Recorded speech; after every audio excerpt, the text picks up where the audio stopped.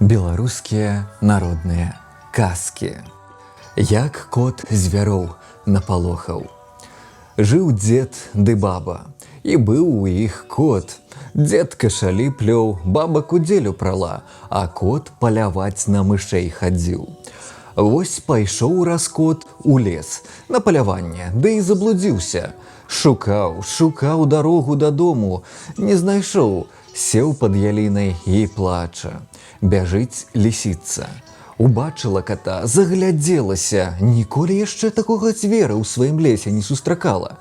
«Ты хто такі будзеш?» – пытаецца. «Я кот Мурлыкавіч». «А чаго ж ты плачаш, кот Мурлыкавіч?» – расказаў ёй кот аб сваей прыгодзе. – кажа лісіца, каб толькі тая бяды, ідзі да мяне жыць, будзеш у мяне за гаспадара. Добра, кажа кот. Вось прыходзіць ён да лісіцы, а ў яе курэй і смажаных, і вараных. Наеўся кот і спаць уклаўся. Тым часам бяжыць па лесе воўк. Топ-топ, шлёп-шлёп. Пачула лісіца, выскачыла з хаты, ды як закрычыць: «Хто гэта ў маім лесе стукоча-тупоча? Хто майму гаспадару спаць не дае?» «А хто ж у цябе гаспадар?» – пытаецца воўк. «У мяне не гаспадара, гаспадарышча, хвост з памялішча, як махне, дык адразу заб'е». Узяла ваўка цікавасць, ён і кажа: «А ці нельга было б, кумка, хоць адным вокам паглядзець на твайго гаспадара?» «Паглядзець-то можна», – адказвае лісіца, «але без падарунка лепш не прыходзіць. Мой гаспадар падарункі любіць». «Добра, будзе падарунак», – сказаў воўк і пабег далей. Вярнулася лісіца ў хату, а тым часам ідзе па лесе мядзведзь. Трэсь лом, трэсь лом, трэсь лом. Пачула лісіца, выскачыла з хаты, ды як закрычыць зноў: «Хто гэта ў маім лесе трашчыць, хто майму гаспадару спаць не дае?» «А хто у цябе гаспадар?» – пытаецца мядзведзь. «У мяне не гаспадар, а гаспадарышча, хвост з памялішча, як махне, дык адразу заб'е». І мядзведзя узяла цікавасць. Які такі гаспадар у лісіцы, што хвастом усіх забівае? Вось ён і кажа: «А ці нельга было б, лісічка, сястрычка, хоць паглядзець на твайго гаспадара?» «Паглядзець можна», – кажа лісіца, «толькі без падарунка не прыходзь, мой гаспадар падарункі любіць». «Добра, падарунак будзе», – сказаў мядзведзь і пайшоў далей. Прыбеглі яшчэ дзік-сякач і заяц-шарак. Лісіца і іх сваім гаспадаром напалохала. Сабраліся звяры і моцна задумаліся, якія ж ім падарункі лісіцынаму гаспадару прынесці. Думалі, гадалі, нарэшце мядзведзь і кажа: «Вось што, браткі, трэба смачны абед згатаваць, ды ў госці яго з гаспадыняй запрасіць. Тады ўсе разам і паглядзім». «Добра, няхай будзе так», – згадзіліся звяры. І тут зноў яны моцна задумаліся. Які абед згатаваць?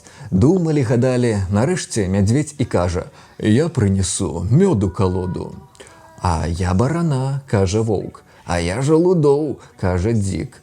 «А я салодкай капусты», – кажа заяц. Згатавалі абед і пачалі раіцца, каму запрашаць ісці.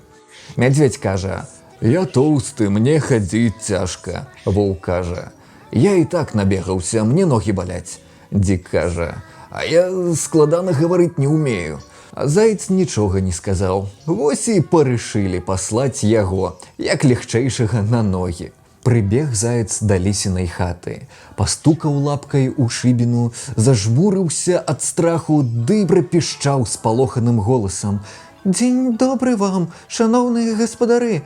Прасілі мядзведзь, воўк і дзік, каб вы ласкавы былі да іх у госці прыйсці».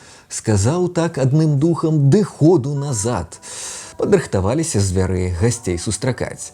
Сядзяць ля багатага стала, чакаюць, аб лісіным гаспадару разважаюць. Вось зайцы кажа: «Не, браткі, сядзець так боязна. Хто яго ведае, які там гаспадар у лісіцы? А што, калі ён абеду нашага не ўпадабае, ды ўсіх нас хвастом пазабівае? Давайце лепш схаваемся і спярша здалёк на яго паглядзім». Згадзіліся звяры з мудрай зайцавай парадай ды пачалі хавацца.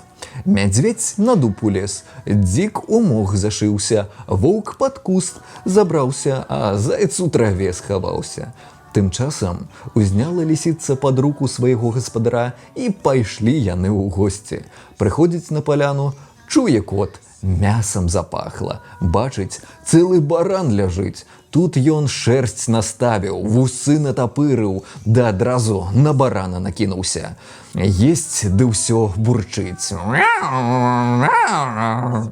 Звяроў аж страх узяў. Ім здалося, што ён крычыць: «Мала, мала!» «Ну і звяруга, – кажа воўк, – мне бы за дзень з такім рагалем не ўправіцца, а яму на раз мала». Дзік ляжаў у моху, ды ад страху пачаў хвастом варушыць. Кот падумаў, што мыш з норкі вылазіць. Скокнуў туды і учапіўся кіпцюрамі ў дзіка ў хвост. Як усхопіцца дзік, як кінецца наўцёк, толькі галлё трашчыць. Кот напужаўся, ды скок на дуб. «Ну, – думае мядзведзь, – гэта ён мяне ўбачыў. Трэба ратавацца, пакуль не позна». Грымнуўся мядзведзь з дуба, проста на куст, пад якім воўк сядзеў. А таму здалося, што гэта сам лісіцыны гаспадар на яго напаў. Усхапіўся воўк, ды ходу далей ад бяды, а мядзведзь за ім трэслом. Уцякалі яны так, што заяц іх ледзьве праз гадзіну дагнаў і кажа: «Каб не паслухалі мяне, ды не схаваліся, ён бы нас усіх з'еў, ну і страшэнны звер». А кот з хітрай лісіцай нагасцяваліся ды пайшлі сабе да хаты. Цудоўная казка, і мараль у ёй кожны знойдзе сам. Але я лічу, што мараль у тым, што часам чуткі аб велічыні жывёл ці, напрыклад, войскаў занадта перабольшваюць.